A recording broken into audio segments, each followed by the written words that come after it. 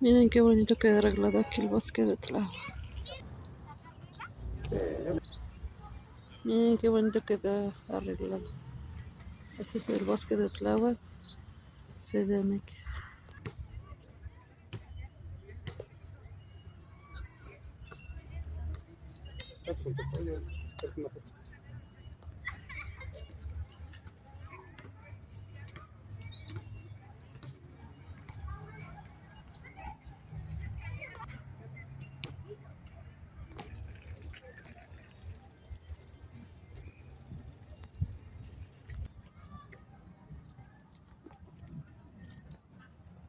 Por acá es el lago, pero no se ve nada.